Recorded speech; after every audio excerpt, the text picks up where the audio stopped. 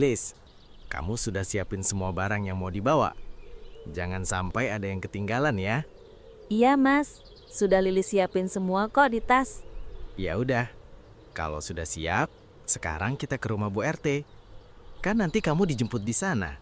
Iya mas, ayo kita berangkat sekarang. Pagi itu, Anto mengantar Lilis berjalan menuju rumah Bu RT. Di sanalah Lilis akan dijemput untuk berangkat ke kota. Langkah mereka pelan, seolah keduanya ingin memperpanjang waktu bersama sebelum berpisah.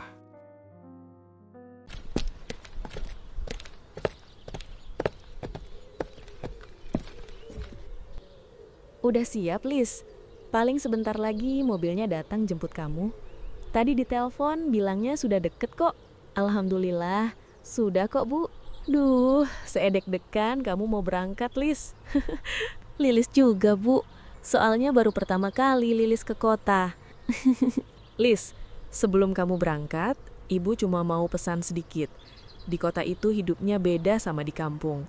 Sekalipun kamu kerjanya cuma banyak di rumah aja, kamu harus lebih hati-hati. Jangan gampang percaya sama orang. Kerja yang rajin dan jaga sikap. Kalau ada apa-apa di sana, jangan dipendam sendiri. Kabari keluarga di sini. Ibu doakan semoga kamu sukses di kota dan bisa membawa perubahan yang baik untuk hidupmu. Iya bu, terima kasih banyak atas nasihatnya. Saya akan ingat itu.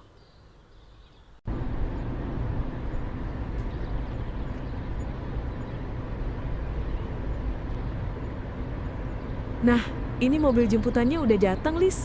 Iya bu, Lis, kalau nanti sudah sampai kota, langsung kabari aku ya. Hati-hati di jalan. Semoga di kota nanti semuanya lancar. Baik-baik di sana. Iya, pasti Mas. Mas juga jaga diri baik-baik di sini. Doain aku ya Mas. Pasti, Lis. Kita saling mendoakan. Mas, aku berangkat dulu ya. Bu RT, saya pamit dulu. Terima kasih ya bantuannya. iya. Hati-hati Lis. Lis, akhirnya kamu benar-benar pergi ke kota. Rasanya sepi sekali tanpa keberadaan kamu. Semoga kamu baik-baik saja di sana. Aku juga harus lebih rajin bekerja, supaya suatu hari nanti, saat kamu pulang, aku sudah jadi orang yang lebih baik. Tunggu aku, Lis. Aku juga akan berjuang dari sini. Bu RT, saya pamit dulu ya. Soalnya saya juga mau pergi kerja. Iya toh, silahkan. Setelah mengantar Lilis, Anto pun berjalan meninggalkan rumah Bu RT. Dengan langkah pelan, ia menuju tempat kerjanya di gudang paket. Di dalam hatinya, Anto berjanji akan bekerja lebih rajin demi masa depan mereka. Mas, aku pergi dulu. Semoga semua yang kita perjuangkan hari ini bisa membawa masa depan yang lebih baik.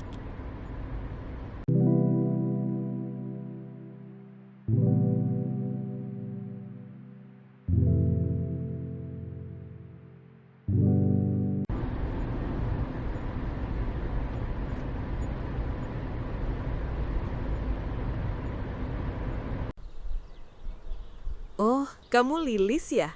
Iya Bu, saya Lilis. Maaf kalau saya datang agak siang.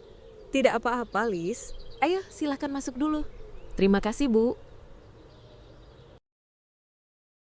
Saya sudah diberitahu oleh Bu Ani tentang kamu. Katanya kamu bisa merawat orang tua.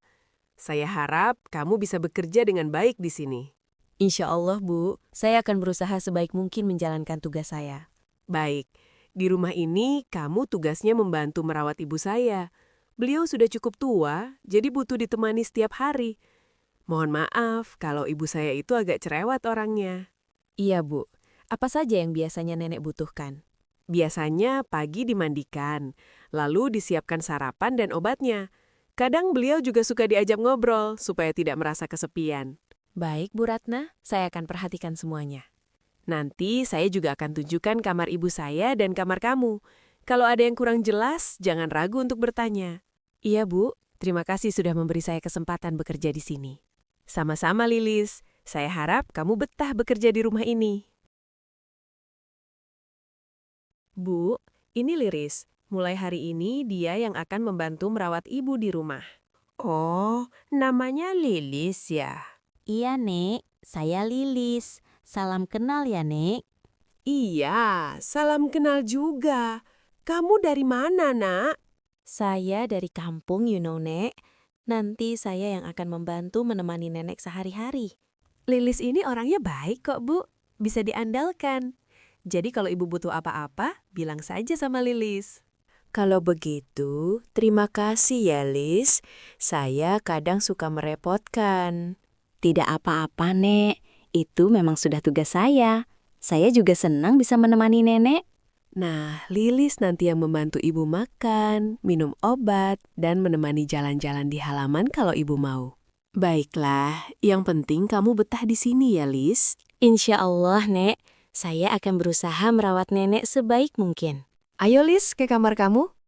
Biar saya tunjukkan kamarnya. Iya, Bu. Kamar kamu ini ada di belakang, dekat dapur. Tidak terlalu besar, tapi semoga cukup nyaman untuk kamu. Tidak apa-apa, Bu. Saya sudah sangat bersyukur bisa tinggal di sini. Ini kamarnya juga sangat bagus. Di dalam sudah ada tempat tidur dan lemari kecil. Kalau ada yang kurang, nanti bilang saja ke saya. Terima kasih banyak, Bu Ratna. Kamu istirahat saja dulu, Lis, kalau capek. Mulai besok, kamu bisa mulai membantu merawat ibu saya. Soalnya saya besok berangkat. Mau ada kerjaan di luar kota. Kalau begitu, saya tinggal dulu ya, Lis. Baik, Bu Ratna. Terima kasih atas kebaikannya.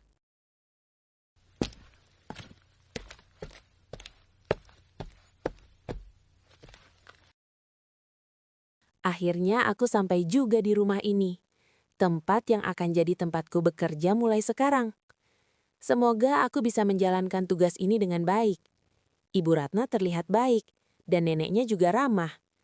Mudah-mudahan mereka nyaman dengan kehadiranku di sini. Semoga semuanya berjalan lancar, dan aku bisa betah di rumah ini.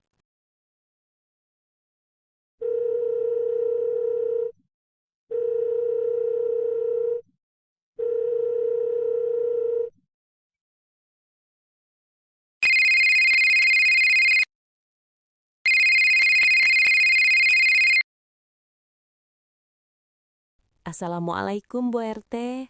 Waalaikumsalam. Lis, gimana? Sudah sampai di rumah Bu Ratna? Alhamdulillah, sudah, Bu. Saya baru saja sampai dan sudah bertemu dengan Bu Ratna. Syukurlah kalau begitu. Bu Ratna orangnya baik. Kamu yang sabar ya bekerja di sana. Iya, Bu. Tadi juga saya sudah diperkenalkan dengan ibunya Bu Ratna yang akan saya rawat. Bagus. Kamu rawat beliau yang baik ya, Lis. Anggap saja seperti orang tuamu sendiri. Iya, Bu RT. Saya akan berusaha menjalankan tugas saya sebaik mungkin. Kalau ada apa-apa atau kamu butuh bantuan, jangan sungkan kabari saya ya. Baik, Bu. Terima kasih banyak sudah membantu saya mendapatkan pekerjaan ini. Sama-sama, Lilis. Yang penting kamu kerja yang rajin dan jaga kepercayaan orang. Iya, Bu RT. Insya Allah. Sebaiknya aku jangan telepon Mas Anto dulu. Dia pasti masih kerja sekarang. Kalau aku ganggu, nanti dia malah kepikiran dan kerjanya jadi nggak fokus. Nanti sore saja aku kabari dia. Pasti dia juga akan senang tahu kalau aku baik-baik saja di sini. Yang penting sekarang, aku harus kuat di tempat baru ini. Aduh, kenapa ya dari tadi kepikiran Lilis terus? Dia sudah sampai belum ya di tempat kerjanya? Atau masih di perjalanan? Kok belum ada kabar sama sekali? Mungkin dia lagi sibuk atau belum sempat pegang HP. Aku juga harus fokus kerja dulu. Kalau aku sampai bikin kesalahan, bisa-bisa dimarahin kepala gudang. Semoga nanti sore ada kabar.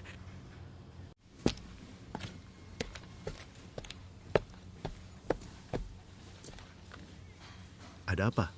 Dari tadi saya lihat kamu agak melamun. Maaf Pak, bukan apa-apa. Cuma lagi kepikiran istri saya. Oh ya? Kenapa memangnya dengan istri kamu? Istri saya hari ini berangkat kerja ke kota, Pak. Jadi agak kepikiran. Baru berangkat hari ini? Iya, Pak. Pagi tadi. Ini pertama kalinya dia jauh dari rumah. Wajar kalau kamu khawatir. Namanya juga pasangan. Iya, Pak. Apalagi dia belum kasih kabar sejak berangkat. Mungkin masih di perjalanan atau lagi sibuk. Kamu jangan terlalu kepikiran sampai kerja jadi terganggu. Iya, Pak. Saya coba fokus lagi. Bagus. Kamu kerja yang benar dulu. Nanti kalau sudah istirahat, baru kamu hubungi dia. Siap, Pak. Terima kasih, Pak. Yang penting, kamu tetap profesional di sini. Urusan rumah tangga tetap jalan. Tapi kerja juga jangan ditinggal. Iya, Pak. Saya mengerti.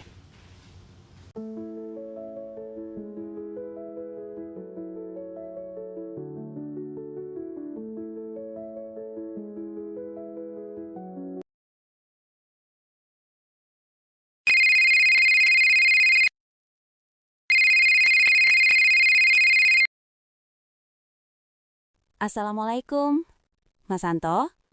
Maaf ya, aku belum sempat kasih kabar dari tadi. Waalaikumsalam. Iya, aku sampai kepikiran. Kamu nggak apa-apa kan? Sudah sampai?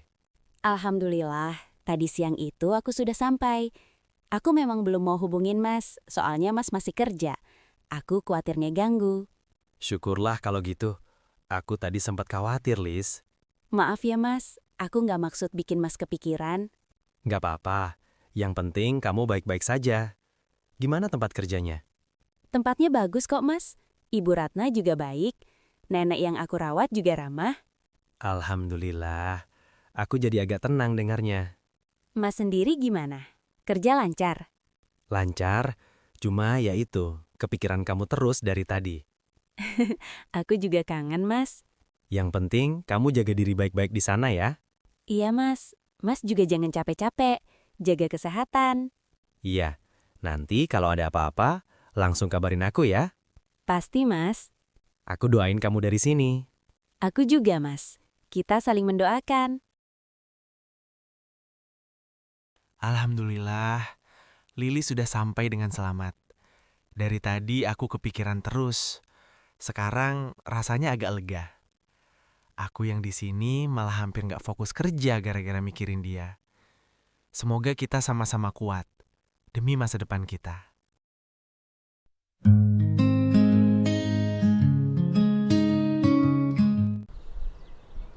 Aduh, Mat, punggungku rasanya mau patah. Dari pagi angkut karung terus. Emang tiap hari kerjaan kita begitu kan? Ngangkutin karung, jadi ya jangan ngeluh. Lah gimana nggak ngeluh? Keringat nggak berhenti, duit segitu-gitu aja. Tapi ya mau gimana lagi, No? Daripada nggak ada pemasukan sama sekali. Iya juga sih, capek-capek begini yang penting ada uang buat makan.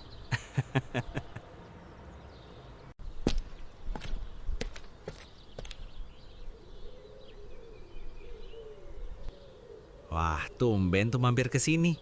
Biasanya pulang kerja langsung pulang. Iya, soalnya sepi juga di rumah. Nggak ada siapa-siapa. Loh, memangnya Lilis kemana tuh? Lilis kerja di kota. Tadi pagi baru berangkat. Wah, hebat ya Lilis. Memang kerja apa di sana? Ngerawat lansia.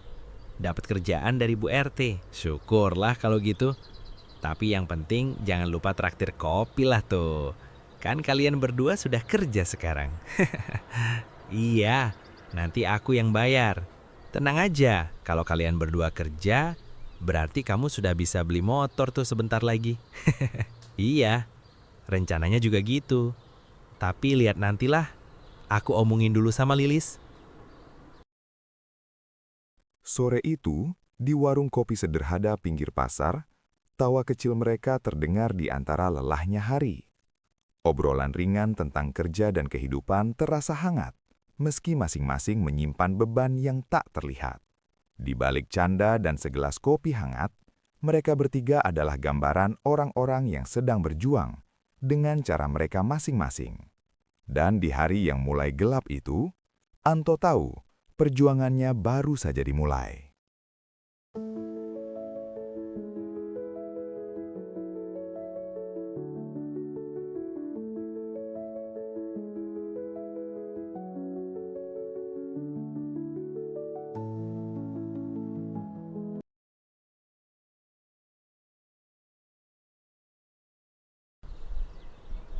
Kamu kok nggak beli motor? Capek-capek kerja terus, Seenggaknya hidup juga harus dinikmati. Kamu kan sekarang sudah punya penghasilan tetap. Lilis juga punya pendapatan. Masa kamu jalan kaki terus? Iya, tapi aku masih mau nabung dulu, no. Toh gajiku juga pas-pasan. Ya, kamu kan bisa minta tambahan sama Lilis. Masa dia nggak mau bantu? Kalau kamu punya motor, kemana-mana kan enak. Nggak capek keringetan jalan kaki. Kita kan juga bisa jalan-jalan. Hehehe. Iya juga sih. Nanti deh aku omongin dulu sama Lilis. Nah gitu baru mantap. Seenggaknya kan Lilis bisa dimintain tolong buat tambah-tambah. Hehehe.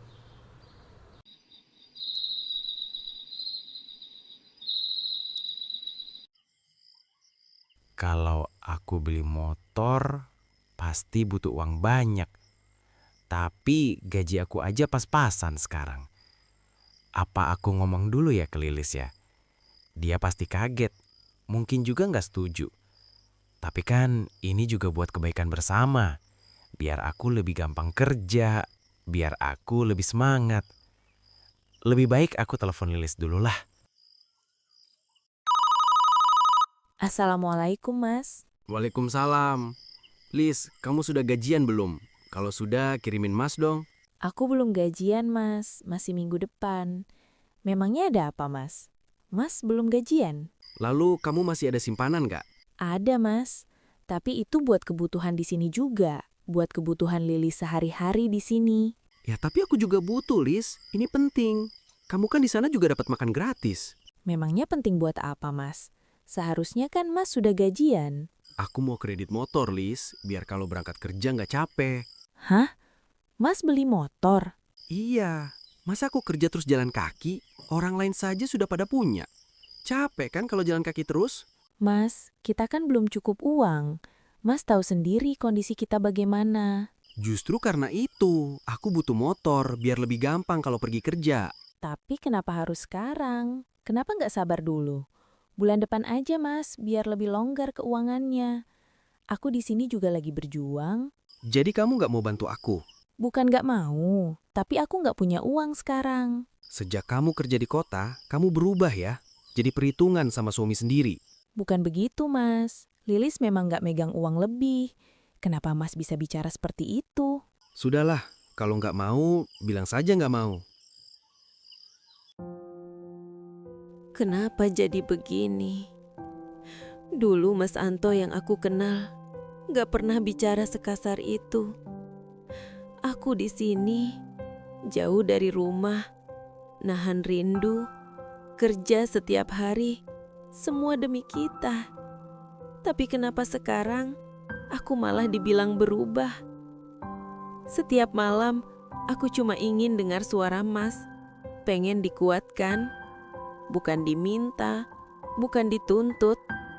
Kalau memang Mas butuh, aku pasti bantu. Tapi kenapa ngomong seperti itu? Aku masih berjuang di sini untuk kita.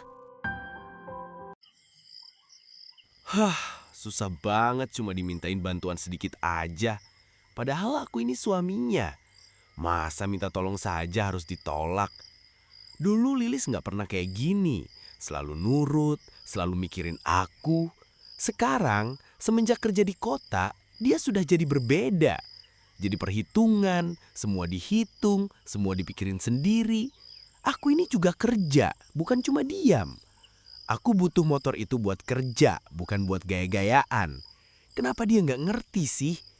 Atau jangan-jangan dia sudah mulai nggak peduli sama aku. Kalau begini terus, buat apa aku capek-capek mikirin dia? Mungkin benar kata orang, kalau sudah pegang uang sendiri, orang bisa berubah. Malam itu terasa lebih sunyi dari biasanya.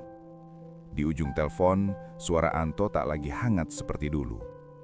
Permintaannya sederhana, uang untuk membeli motor. Namun terasa begitu berat bagi Lilis, yang bahkan belum menerima gajinya. Di kejauhan kota, Lilis hanya bisa menahan lelah dan kecewa yang tak sempat ia ucapkan. Sementara di kampung, Anto mulai berubah. Bukan hanya sikapnya, tapi juga cara ia memandang perjuangan mereka.